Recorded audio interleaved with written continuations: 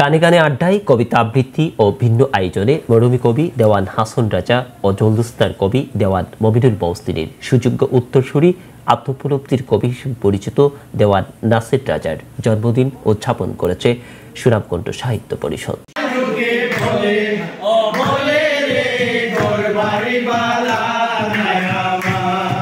সুনামকুণ্ড conference হলে সুনামকুণ্ড সাহিত্য পরিষদের সভাপতি দুলাল মিয়ার সভাপতিত্বে ও সহসভাপতি মোহাম্মদ সাজাউর রহমান এবং সাধারণ সম্পাদক অনুপম তালুকদারের যৌথ সঞ্চালনায় অনুষ্ঠানে আলোচক হিসেবে অংশ নেন সুনামকুণ্ড সাহিত্য পরিষদের উপদেষ্টা, কবি ও গবেষক অধ্যাপক সৈয়দ মহিবুল ইসলাম।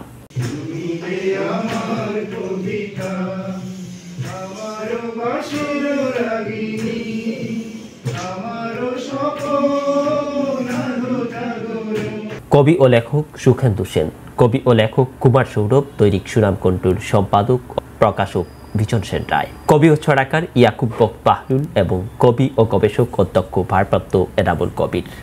অন্যান্যের পথে আলোচনা করেন সুনামকুণ্ড সাহিত্য পরিষদের সহসভাপতি আহমদ নূর আলবাব, সুবল বিশ্বাস, মুর্শেদ আলম, মোহাম্মদ মোসাইল আহমদ, প্রভাষক মোশাররফ হোসেন বাবলু, প্রভাষক জাকির হোসেন, প্রভাষক মোহাম্মদ সাইদুল ইসলাম, প্রভাষক কবির মিয়া, সিলেট সাহিত্য পরিষদের সাধারণ সম্পাদক মোহাম্মদ আলাউদ্দিন তালুকদার, সমাজকর্মী সেলিম আহমদ, সাংস্কৃতিক কর্মী কেজি মানব, কবি ওবায়দুল হক, সমাজ উন্নয়ন কর্মী মোহাম্মদ ওবায়দুল হক মিলন, শিক্ষক জুয়েল চক্রবর্তী, মোহাম্মদ রিসুজ্জামান, মোহাম্মদ আলম কিহরা, সুনামকুণ্ড সাহিত্য পরিষদের সদস্য সার্জেন্ট অবসরপ্রাপ্ত জিয়াউর রহমান, লাকি বিশ্বাস, শম্পা শিবু, কিলমান আলম, আদিল আরমান, অন্যান্য অতিথিবৃন্দ।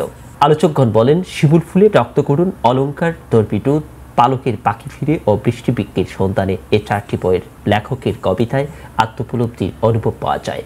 জীবনের প্রতিটি মুহূর্তকে তিনি শব্দে শব্দে সাজিয়েছেন। দেরস্থির শান্ত অনুভবগুলো, রাগী সবের আহাজারি, একদিকে পরমাত্মার সন্ধান, অন্যদিকে মানবভক্তি এবং আত্মজাগরণের পথ খুঁজে পাওয়া যায় তার কবিতায়। আমেরিকার বসেও তিনি গ্রাম বাংলার পল্লী প্রকৃতি এবং মানুষের প্রেমপ্রীতি, আনন্দ, বেদনা ও সংগ্রামের কথা ধরে তুলেছেন তার কবিতায়। এমন বক্তব্য পেশ করেন বক্তাগণ।